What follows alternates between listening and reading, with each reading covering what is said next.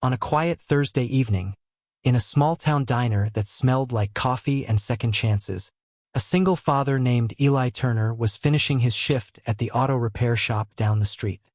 He was tired, grease on his hands, exhaustion in his bones. But when he saw his son, Noah, sitting patiently in a booth, he smiled through the weariness. "Hey, buddy," Eli said, sliding into the seat. "Homework done?" Noah nodded, his brown eyes bright with excitement. "Yeah, but, Dad, there's someone I want you to meet." Eli raised an eyebrow. "Someone?"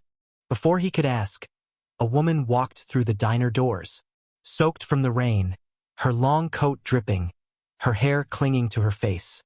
She looked lost. Noah jumped up immediately. "That's her," he said. "The lady whose car broke down outside." Eli turned to look, and froze. The woman wasn't just any traveler. There was something about her posture, her quiet confidence, that felt out of place here. "Dad," Noah said softly, "I told her we could share our dinner." She looked really sad. Eli blinked.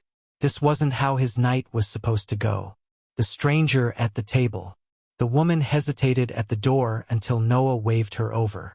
She smiled awkwardly and walked toward them. "Hi," she said softly.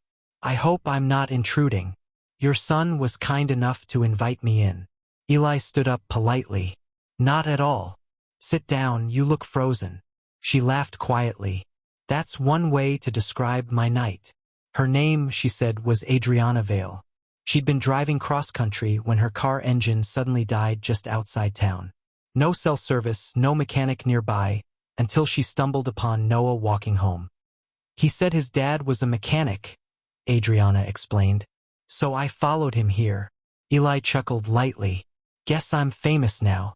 As they talked, Eli couldn't help noticing how kind she was to Noah, listening intently as he told stories about school, about their dog, about their tiny home near the edge of town. Adriana laughed often, but every now and then, there was a flicker of sadness behind her eyes, the kind that money can't hide. A dinner like no other. When the waitress came by, Adriana insisted on paying for everyone. Eli shook his head. "You're a guest, ma'am. My son invited you. That makes you family tonight."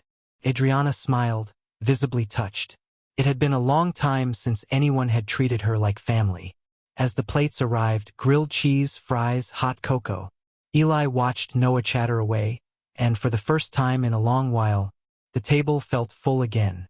Noah had lost his mother 2 years earlier. Since then, Eli had done everything alone, working late, cooking simple meals, skipping his own needs just to keep Noah smiling. Adriana noticed the quiet sacrifices in every gesture. The way Eli listened before he spoke. The way he tucked a napkin near Noah's plate before his own. Something about that moved her. The engine trouble. After dinner, Eli offered to check Adriana's car. They stepped outside into the cool night air, the rain now a light mist over the small parking lot. Eli popped the hood, shining his flashlight. "Alternator's shot," he muttered. "Battery's fine, but this thing won't start till morning." Adriana frowned. "And I suppose there's no hotel nearby?" "Not unless you count the old Rose Motel," Eli said with a grin. "But I wouldn't wish that place on my worst enemy." Noah tugged on Adriana's coat. "You can stay with us. We have a guest room." Eli blinked. "Noah." She looked startled. "Oh no, I couldn't." But Noah's eyes sparkled with pure innocence. "It's really cozy. Dad makes pancakes in the morning." Eli sighed, defeated by his son's heart. He turned to Adriana. "You're welcome to stay, if you don't mind a small house and a snoring dog." For the first time all day, Adriana laughed, a real unguarded laugh. "I'd like that very much." The house that held warmth. Their home was small, with creaky floors and mismatched furniture, but to Adriana it felt like a dream. Eli handed her a towel and an old t-shirt of his for her to sleep in. Noah proudly gave her his blanket, because it's the warmest one.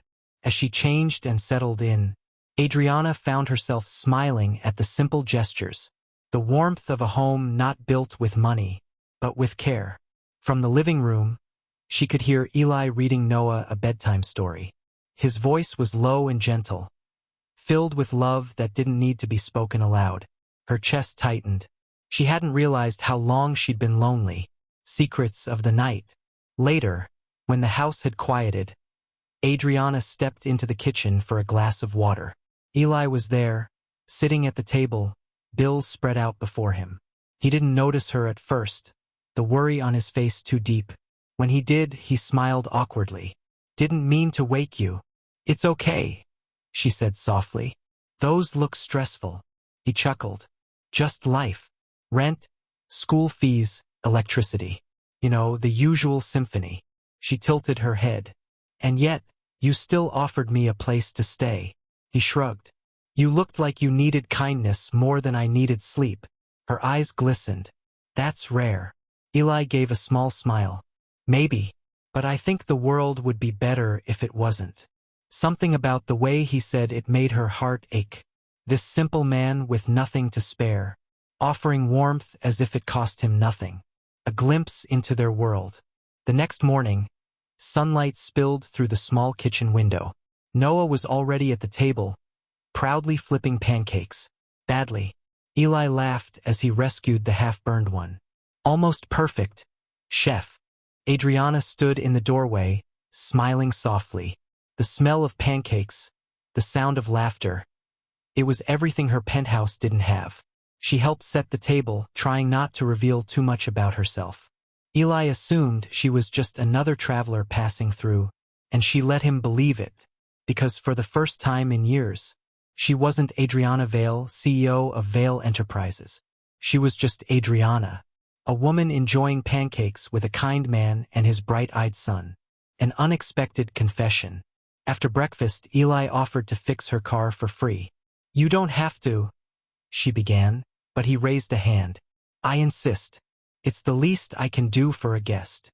She watched him work for hours, his hands steady, his focus absolute, his every movement filled with quiet pride. Noah sat nearby, handing him tools. They looked like a team, like something she'd longed for but never had. Finally, Adriana broke the silence. "You're good at this. Ever thought of opening your own shop?" He chuckled. "Used to dream of it. But dreams don't pay bills." "Maybe not," she said softly. "But they build futures." He glanced up, surprised by the conviction in her tone. There was something powerful behind those words. Something that didn't quite fit with her stranded traveler story. The moment before truth. By afternoon, the car was fixed. Adriana tried to offer him money, a thick envelope from her purse, but he refused instantly. "No payment. Just promise me you'll get home safe." She blinked. "You could have charged me hundreds." Eli smiled faintly. "Ma'am, I don't fix engines for money. I fix them because it's what I'm good at, and because helping feels better than billing." Her throat tightened. No one had ever refused her money before, and in that instant, she realized how starved she'd been for authentic goodness. A dinner to remember. That evening, before leaving, Adriana insisted on cooking dinner as a thank you. The little house smelled like rosemary and butter as she moved through the kitchen like she'd lived there forever.